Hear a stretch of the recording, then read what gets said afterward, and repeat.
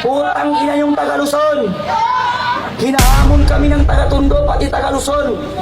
Mas matapang daw taga Tondo, pati taga Luzon. Putang ina nyo. Bakit wala kayo ngayon dito? Ngayong binabawi kayo ng mga buwisit ng mga congressman. Kung nagkataon na ang House of Representative ay nasa Mindanao, putang ina, matagal na yung pumutok. Kung ang Malacanang nagkataon na nasa Mindanao, putang ina, matagal na yung nasunog. E di putang ina ng mga taga Luzon na wala silang pakialam kahit binababoy na sila ng mga namumuno sa kanila. Tricycle driver, yung iba, yung mga hindi pumupunta dito. Tricycle driver, jeepney driver, Grab, lahat ng nagtatrabaho. Pag kayo ay hindi lumahok at nakisa ngayon dito, kami na taga Mindanao pumunta dito, kayo wala kayong pakialam, putang ina yung lahat. Sundalo, pulis, estudyante, lahat ng mga Pilipinong nag-aral. Hindi ba kayo nakakaintindi ng lingwaheng Tagalog o sadyang bobo lang kayo mga estudyante kayo?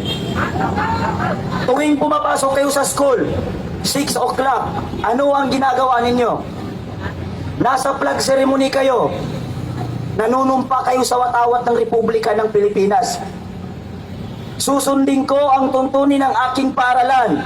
Tutuparin ko ang tungkulin ng isang mamamayang makabayan. Naglilingkod, nag-aaral at nagdarasal ng buong katapatan. Iaalay ko ang aking buhay, pangarap, pagsisikap sa bansang Pilipinas na putang ina niyong lahat. Hindi niyo ba naintindihan yun mga tangina?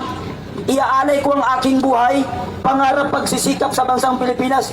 Bakit walang mga estudyante dito? Bakit wala ang mga kabataan dito?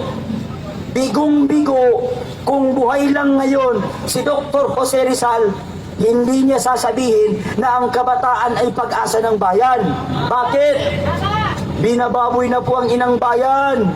Binababoy na po tayo ng mga kongresista. Wala pa rin kayong pakialam. Ngayon, totoo nga ang kasabihan na ang kabataan ay laso ng bayan.